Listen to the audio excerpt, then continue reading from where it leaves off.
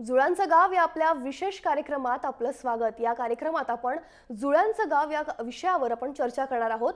केरळमधील कोंधिनी एक असं गाव आहे की जिथे आतापर्यंत बऱ्याच जुळ्यांनी जन्म घेतलेला आहे। या गावात 60 ते 70 वर्षांपासून जुळी मुलंच जन्माला येतात।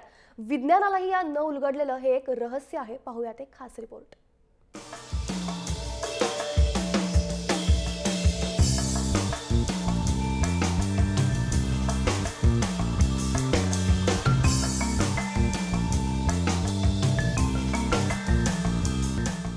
कोधिनी गावात गल्लोगल्लीत जुळी मुलं जन्माला येतात। जुळ्यांचं गाव अशीच या गावाची ओळख बनली आहे। आश्चर्य ठरलेलं हे गाव डॉक्टरांसाठी संशोधनाचा विषय बनलंय। जगात जेवढी जुळी मुलं जन्माला येतात त्याच्या सरासरीपेक्षा 6 पटीनं जास्त जुळी मुलं इथे जन्माला येतात।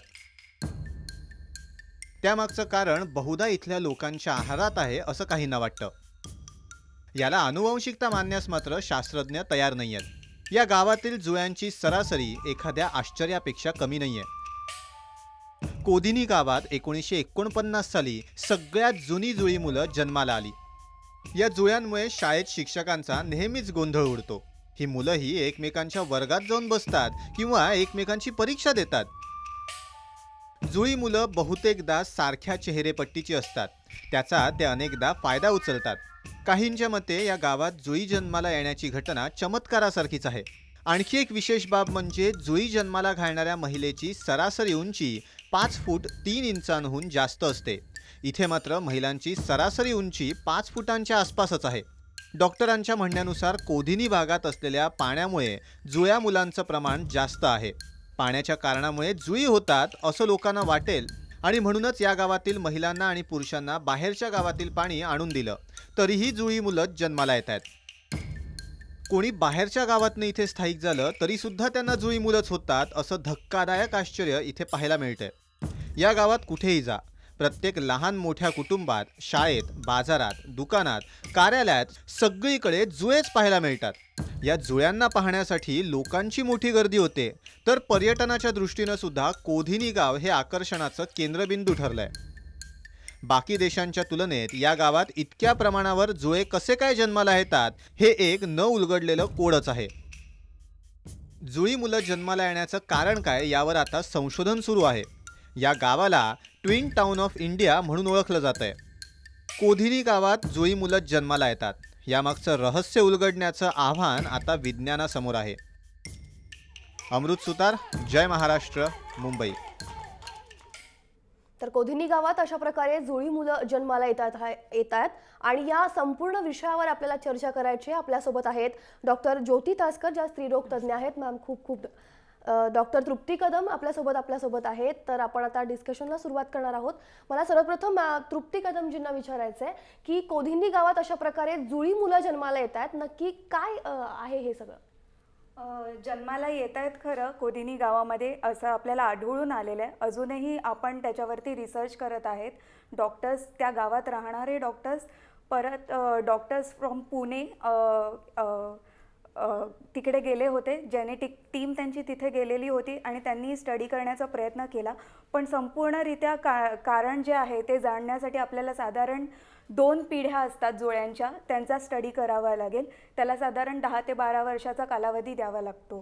त्याशिवाय हे मूळ कारण जे आहे ते आपल्याला मिळणं तसं अशक्यच आहे। त्यामुळे रिझन अजूनही अनाकलनीय आहे, गूढ आहे, ते मिस्ट्रीच आहे ही। पण मुळात जुळी मुलं जन्माला येण्यासाठी काय कारण आहेत किंवा काय असेल मॅम? जुळी मुलं अशी निसर्गात होतात, त्याच्यामध्ये काही कुटुंबियांमध्ये म्हणजे कुटुंबामध्ये अनुवंशिक आपल्याला दिसतं, ते कारण आहे। मग काही प्रमाणात औषधं घेतली जातात, औषधोपचार घेतले जातात। म्हणजे जर एखाद्या दाम्पत्याला मूल होत नसलं तर ते काही औषधं घेतात। ते अगदी ठराविक औषधांमध्ये अशी संभावना आहे, म्हणजे असं नाही की प्रत्येक दाम्पत्याला जुळी मुलं होतील। शिवाय काही ARTs होतात, म्हणजे जी आता टेस्ट टू बेबी केली जाते, त्याच्यामध्ये पूर्वी जास्त व्हायची, आता बाळाच्यामुळे म्हणजे 2 मुलं किंवा 3 मुलं झाली तर आईला धोका होऊ शकतो, म्हणून 1 किंवा 2 याचंच आरोपण केलं जातं। पण अशा प्रकारे ह्या 2-3 ठळक कारणं आहेत जुळी मुलं होण्याची। तरी एकंदरीत जागतिक पातळीवर आपल्याला दिसतं की जुळी मुलांचं प्रमाण आता वाढत चाललंय। आपण कोंधिनी गावाचा विषय घेतला तर तिथे असं म्हटलं गेलंय की सरासरी उंची ही 5 फूट 3 इंचापेक्षा जास्त असते शक्यतो, पण तिथे असंही नाहीये, तिथे 5 फुटापेक्षा किंवा 5 फूट इतकीच उंची असणाऱ्या महिला आहेत ज्यांना देखील जुळी झालेली आहेत. जे 5 फूट 3 इंच उंची असते हे आपण स्टडी केलेला आहे, हा रेट्रोस्पेक्टिव्ह स्टडी आहे. म्हणजे ट्विन मुलं ज्यांना झालेले आहेत, जुळी मुलं ज्यांना झालेले आहेत, त्यांचं नंतर येऊन तुम्ही बघितलेलं आहे की उंची किती आहे असं आहे. असं त्यामुळे ठळकपणे सांगता नाही येणार की 5.3 पेक्षा जास्त असेल तर तुम्हाला जुळी मुलंच होतील किंवा काय. त्यामुळे हा रेट्रोस्पेक्टिव्ह स्टडी हा it is not a strongest study. हे आढळून आलेलं आहे, हे फॅक्ट आहे, ते आढळून आलेलं आहे. ते प्रूव्ह नाही करत की ज्यांची 5.3 इंची किंवा त्यापेक्षा जास्त असेल तर त्यांना उंची त्यांना जुळी मुलं होण्याचे चान्सेस जास्त असतात. कोधिनी गावातलाच विषय घेतला तर तिकडे असंही म्हटलेलं आहे की आहारातून किंवा पाण्यातून असं काही झालेलं आहे, पण खरंच असं होतं का की आहार बदलला किंवा एन्व्हायरमेंटल फॅक्टर्स आहेत त्यातून असं जुळी मुले होण्याचं प्रमाण होतं? वेस्ट आफ्रिकामध्येही एक गाव आहे जिकडे अशीच जुळ्यांची संख्या फार जास्त आहे. त्याच्यावर स्टडी केलेला आहे पेन्सिल्व्हेनियाच्या डॉक्टर जेम्स आयरोल्डीनी. तर त्यांना असं आढळून आलेलं आहे की तिकडची जी जमात आहे ते कसावा रूट घेतात. कसावा रूट हे त्यांच्या खाण्यामध्ये जास्त आहे. त्याच्यामुळे हे हायपर ओव्ह्युलेशन म्हणजे जास्त अंडी बनतात स्त्रियांमध्ये, आणि हेही एक आढळून आलेले आहे. असं परफेक्ट प्रूफ असा अजूनही मिळालेला नाही, स्टडीज अजून चाललेले आहेत. Plus folic acid, folate compounds ही जी मिनरल्स आहेत हे जास्त प्रमाणात ज्या कम्युनिटीमध्ये घेतली जातात त्यांच्यामध्येही जुळी मुलं जास्त होण्याचा प्रभाव आढळून आलेला आहे. बरोबर. अनुवंशिकता देखील याला कारणीभूत असते, परंतु कोंधिनी गावाचं म्हटलं तर तिकडे शास्त्रज्ञांनी किंवा डॉक्टरांनी जो अभ्यास केलेला आहे त्या अभ्यासानुसार त्यांनी फक्त अनुवंशिकताच याला कारणीभूत आहे हे मानण्यास नकार दिलेला आहे. ज्योती मॅम, ते आता आपल्याला त्या ठराविक ठिकाणी जे काही संशोधन झालेलं आहे त्याच्याप्रमाणे सांगता येईल. पण आपण जे आधी म्हणालात की पहिलंच जे झालं जुळी मुलं जी जन्माला आली त्याला 10-20 वर्ष झाली, त्यामुळे मला असं वाटते की काही मुलं तरी त्यातून म्हणजे त्यांच्याच नातेवाईकांपैकीच असली तर त्या अनुवंशिकतेचं एक भाग असू शकतो. म्हणजे त्यांना जर कदाचित माहीत नसलं की 4-5 पिढ्या सोडूनसुद्धा ते असले तर मग त्यांनासुद्धा हे लागू पडू शकतं. पण इतर तर त्यांचा अभ्यास चालू आहे आणि बाहेर गावाहून आलेल्या मुलांना पण तिथे होण्याचं कारण हे मात्र एक खरंच गोड आहे. बाकीच्या देशांमध्ये देखील बरीच गावं आहेत जिथे जुळी जन्माला येतात, परंतु या किदिन्ना गावात जे गाव आहे त्याच गावात अशा प्रकारे जुळे जन्माला येण्याचं प्रमाण का आहे मला विचारायचं आहे. स्वाती मॅम, त्याच्यासाठी आपण मिरॅकलच म्हणू शकतो आत्ता सध्या तरी. जोपर्यंत स्टडी पूर्ण होत नाही आहे तोपर्यंत मला असं वाटतं तिथल्या गावच्या सगळ्या लोकांनी पण मिळून एक संस्था निर्माण केलेली आहे, the twins and Keynes association म्हणून, जिकडे ते सगळे ट्विन्स झालेले आहेत त्या गावातून बाहेर गेलेल्या स्त्रियांना वगैरे त्यांना सगळ्यांना एकत्र आणतायत आणि आता स्टडी त्यांचा चाललेला आहे. तर आपल्याला मला वाटतं स्टडी कंप्लीट होईपर्यंत वाट बघावीच लागेल त्याचं कारण समजण्यासाठी. नक्कीच. जुळी अपत्य जन्माला जेव्हा येतात किंवा अशा वेळी जी महिला असते जिचं प्रसूतीच्या वेळेला किंवा बाळंतपणाच्या वेळेला त्यांना काही त्रास होतो का किंवा परिणाम एकंदरीत काय आहेत या सगळ्या गोष्टींचे? नक्कीच बरेच परिणाम आहेत. म्हणजे एक तर गर्भधारणा होते त्यानंतर सुद्धा म्हणजे प्रत्येक जे गर्भवती महिलेला त्रास होऊ शकतो तो थोड्याफार प्रमाणात ह्याच्यात जास्त एकंदरच होतो. म्हणजे आता तिला गर्भपाताचं प्रमाण जास्त होणार किंवा त्यानंतर तिला गर्भवती महिलेला आपल्याला भारत देशात विशेषतः अनिमिया, टॉक्सिमिया, जेस्टेशनल डायबिटीज म्हणजे गर्भधारणा झालेल्या महिलेला मधुमेह असे सगळे जे प्रकार आहेत ते जास्त होऊ शकतात ह्या महिलेमध्ये. मग नंतर पुढे जाऊन सुद्धा तिला प्रसूतीच्या वेळेला म्हणजे तिला लवकर प्रसूती होणं हे होऊ शकतं किंवा आणखीनही म्हणजे टप्प्याटप्प्यांवर त्यांना जास्त त्रास होण्याची शक्यता आहेच निश्चित.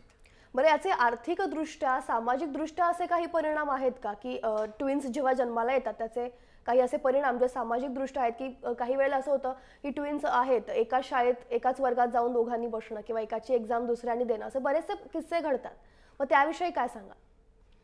आर्थिकदृष्ट्या मला आता वाटते की हल्ली आता बरेच वेळा आपण पाहतो की एखाद्याला जर ट्विन्स झाले, म्हणजे बरंच कुटुंब लहान ठेवा, ह्याच्यात त्या एक मूल तरी असतं किंवा दोन, म्हणजे मुलगा मुलगी कोणीही, तर त्यामुळे जर एखाद्याला एकदम दोन मुलं, आता ह्या गावातल्या लोकांना साधारण कल्पना असेल की त्यांना जुळी मुलं होणार आहेत, पण एकंदरच एखाद्या महिलेला जर आपण सांगितलं तर तिला 2 मुलं जर होणार असली तर त्यांचं कुटुंब निश्चितच वाढतं. म्हणजे काही वेळा त्यांना अचानक हा त्रास होऊ शकतो की आर्थिकदृष्ट्या त्यांची परिस्थिती म्हणजे जास्त त्यांना दगावू म्हणजे त्यांना त्रास होऊ शकतो. कारण एक 3 जण आपण असू, नवरा बायको आणि एक मूल, असं जर कोणी विचार केला असेल तर एकदम 4 जणांचं कुटुंब होऊ शकतं हल्लीच्या काळात विशेषतः. त्यामुळे आर्थिकदृष्ट्या आणि 2 मुलं एकदम त्यांचं संगोपन करायचं, म्हणजे तेही अगदी स्तनपानापासून मुलांचं संगोपन करणं हे काहीशा प्रमाणात कठीण पडू शकतं. बरं, मला डॉक्टर तृप्तीजींना विचारायचं आहे की ट्विन्स जो आपण विषय घेतलेला आहे आज, त्या ट्विन्सच्या जन्माच्या वेळेला किंवा ट्विन्सना सांभाळताना बरेचसेच कॉम्प्लिकेशन्स येतात, तर त्याविषयी तुम्ही काय सांगाल? ट्विन्स ही प्रेग्नन्सी होणं हे एक प्रकारची मॉर्बिडिटी आहे. त्याच्यामध्ये तुम्हाला ड्युरिंग प्रेग्नन्सी, म्हणजे जेव्हा ट्विन्स गर्भवती असते, जेव्हा ट्विन्स प्रेग्नन्सी तिला झालेली असते, तेव्हा प्रेग्नन्सीच्या काळात 9 महिन्यातही तिला वेगवेगळे आजार होऊ शकतात. मेन म्हणजे रक्ताची कमी, BP जास्त होणे, डायबिटीस होणे, हे सगळं त्याच्यासोबत होऊ शकतं. त्यानंतर डिलिव्हरीच्या वेळेस ऑपरेटिव्ह डिलिव्हरी, म्हणजे ऑपरेशन करून डिलिव्हरी होणे, कधी कधी दुसरं ट्विन दगावणे, त्यासोबत जी ट्विन्स होतात ती ॲबनॉर्मल जन्माला येऊ शकतात. असे खूप सारे कॉम्प्लिकेशन्स त्याच्यामध्ये संभवतात. त्यामुळे जो खर्च असतो मुलांना वाढवण्याचा हा वाढत जातो, किंवा ते डिलिव्हरीचा जो खर्च आहे प्रसूतीचा तोही वाढत जातो. त्यामुळे आर्थिकदृष्ट्या नक्कीच कुटुंबावर बोजा वाढत जातो डेफिनेटली. एकंदरीतच भौगोलिक परिस्थितीचा या सर्वांवर परिणाम होतोय का? कारण आपण जे आता गाव पाहतोय, ज्या गावाचं आपण जुळ्यांचं गाव आपण ज्याला म्हणतोय, त्या गावची भौगोलिक परिस्थितीचा या सर्वांवर परिणाम होतोय का, की त्यामुळेच त्या गावात फक्त जुळी जन्माला येतात? डॉक्टर ज्योतिजी. ते आता आपण म्हटलं आधी तसं आपल्याला निश्चित सांगता येत नाही की ह्या गावातच, पण आणि त्यातून काही आणखीन पण गूढ आहे की 5 फूट 3 उंची पाहिजे असं एरवी म्हणजे आपण म्हणू शकत नाही. पण ह्या इथे जे संशोधन झालेलं आहे त्याच्यामुळे कदाचित असू शकेल काही त्यातला परिणाम, असं काही जण म्हणतात की त्यातलं खाणं पिणं आणि हे त्याच्यात फरक आहे.